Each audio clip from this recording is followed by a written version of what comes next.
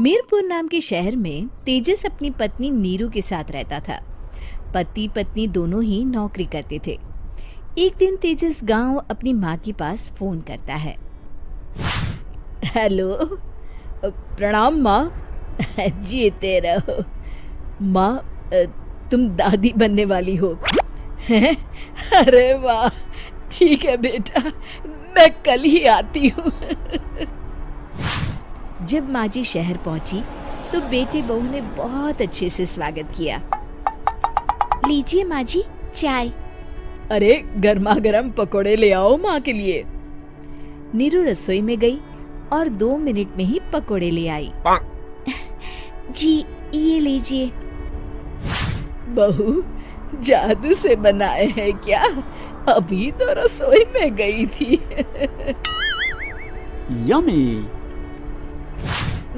माँ जी, शीला रसोई में पकोड़े तल रही है, मैं बस लेकर आई। हे भगवान, मेरा धर्म भ्रष्ट कर दिया तूने। अब तो गंगा जल से शुद्धिकरण करना होगा। दूसरे दिन, माँ जी मैंने नाश्ता बना दिया है, ऑफिस जा रही हूँ। पर अभी तो घर का सारा काम पड़ा है। शीला आती ही होगी, झाड़ू पोछा बर्तन कपड़े वो सब कर लेगी। हमारे जमाने में घर का सारा काम हम ही करते थे। जी माँ जी, आप बहुत होशियार हैं, मैं घर ऑफिस दोनों नहीं संभाल पाती।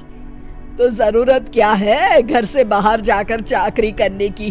वैसे भी घर का काम खुद करने से घर में बरकत आती है, समझी? पर माँ जी।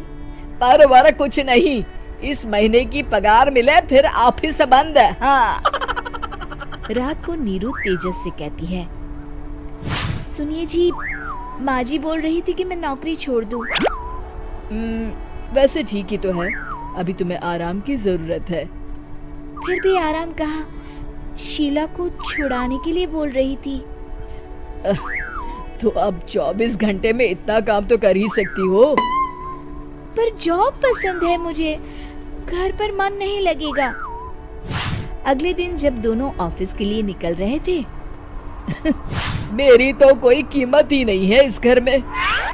माँ जी, आजकल महंगाई बहुत है, रहन सहन भी बदल गया है, दोनों नौकरी करते हैं तभी ठीक रहता है। अच्छा, तू कहना क्या चाहती है? मेरा बेटा तुझे बिठा के खिला नहीं सकता? तू ही इस घर का खर्च चला रही है, हैं? नहीं माँ जी, मेरा वो मतलब नहीं था। मतलब खूब समझती हूँ, ये बाल धूप में सफेद नहीं किए मैंने। हाँ। अब तो ये रोज का काम हो गया था। तेजस भी रोज की झिकझिक से परेशान हो गया था।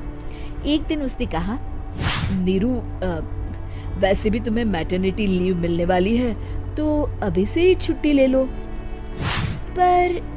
पर क्या, मेरी सैलरी अच्छी खासी है। आखिर नीरू ने रिजाइन कर दिया। जब बच्चा हुआ तो घर में सब बहुत खुश हुए।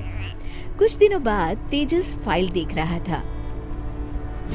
क्या हुआ तेजस, कुछ परेशान लग रहे हो? अब हाँ, वो हमारी जितनी सेविंग्स थी वो तो हॉस्पिटल में और छठी के फंक्शन में खत्म हो गई है नीरू। और अभी वैसे मंदी चल रही है तो मैं बोल रही थी कल मुन्ना को हेपेटाइटिस का टीका लगवाना है। नीरू, क्या पोस्टपोन नहीं कर सकते? नहीं जी, बिल्कुल नहीं। अब तेजस को समझ में आ रहा था कि उससे गलती हुई है।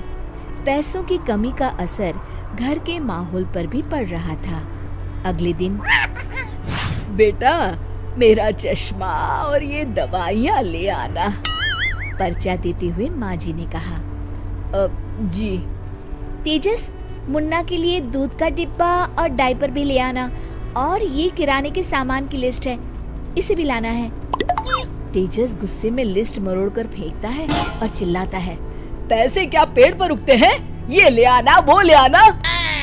अरे पर ये जरूरत का सामान ही है। वो गुस्से में बिना कुछ कहे ऑफिस चला गया।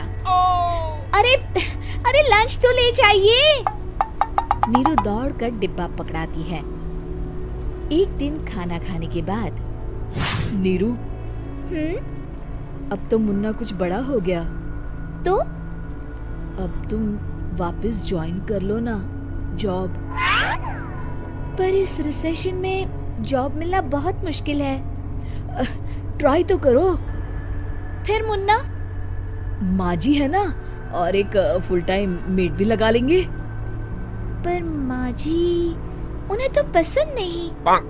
तभी माँ जी वहाँ आ जाती है और प्यार से नीरू के सर पर हाथ फेरते हुए बोलती है, अब मेरी समझ में आ गया बहू, पहले के और अब के समय में अंतर है।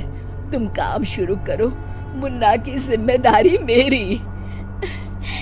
मेरी प्यारी माँ जी। ये कहकर नीरू उनके गले लग गई। शिक्षा, परिवर्तन संसार का नियम है, हमें भी समय के साथ चलना चाहिए। उम्मीद है कि आपको हमारी ये कहानी पसंद आई होगी। कृपया हमारे चैनल को सब्सक्राइब करें और सभी अपडेट्स के लिए बेल आइकन जरूर क्लिक करें। और हाँ, वीडियो लाइक और शेयर करना मत भूलिएगा। Bye bye.